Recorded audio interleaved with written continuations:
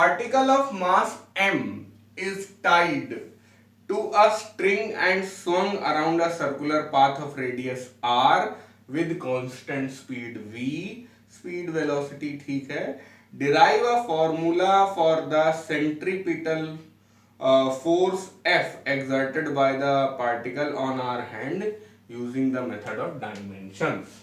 तो एक लड़का है अपना पार्टिकल को हॉरिजॉन्टल सर्कल में चला रहा है. ये पार्टिकल है, ऐसे ऐसे घुमा रहा है ऐसे, ठीक है.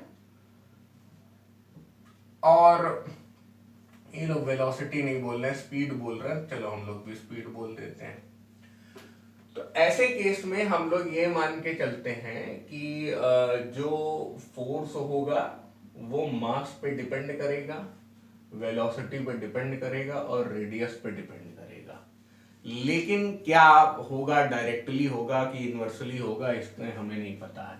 मतलब डिपेंड करेगा तो ऐसा प्रोपोर्शनैलिटी साइन होएगा. और कितना है ये, मतलब एम स्क्वायर है, एम क्यूब है, 1/m है, इससे हमें मतलब नहीं है, ये हमें पता ही नहीं है. तो हम इसे ए, बी और सी मान लेते हैं और प्रोपोर्शनैलिटी हटाने के लिए कांस्टेंट के डाल देते हैं. तो ऐसा कुछ फॉर्मूला होगा. A positive negative, a b c positive negative कुछ भी हो सकते हैं और जीरो भी शायद हो सकते हैं.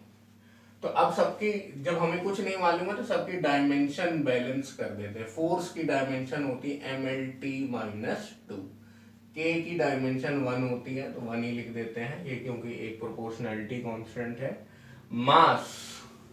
मास की डायमेंशन होती है केवल m to the power a हो गया. वेलोसिटी की डायमेंशन होती है lt-1, तो lt-1 की पावर b हो गया.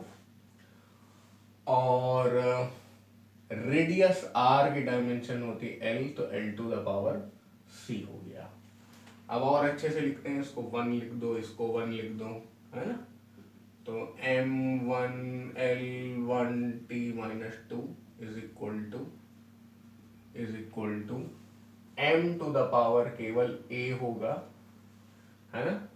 और l टू द पावर देखो क्या हो सकता है, b प्लस सी हो जाएगा भाई. 1 इंटू बी प्लस सी.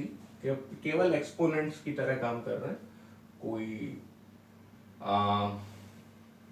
ज्यादा दिक्कत नहीं होनी चाहिए आपको. और t to the power -2b, sorry -b, है ना.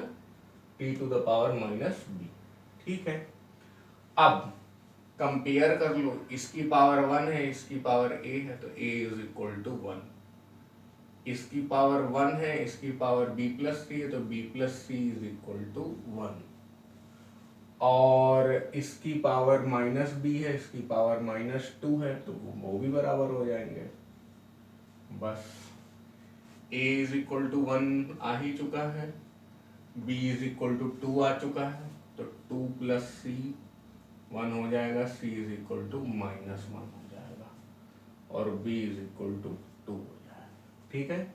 अब यही रिजल्ट्स हम लोग यूज करेंगे अपने फॉर्मूला को डिराइव करने में.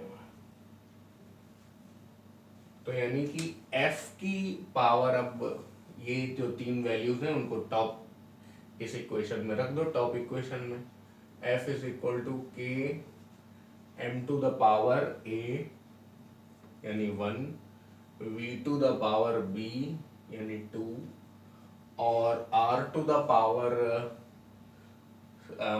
c यानी -1. तो f is equal to k times mv square by r. By experiments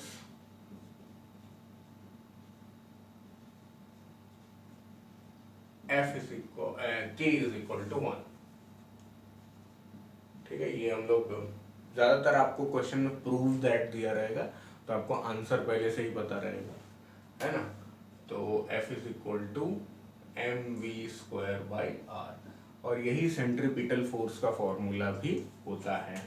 आगे आपको पता भी चलेगा, इसी बुक में क्लास 11th में हो गया सवाल.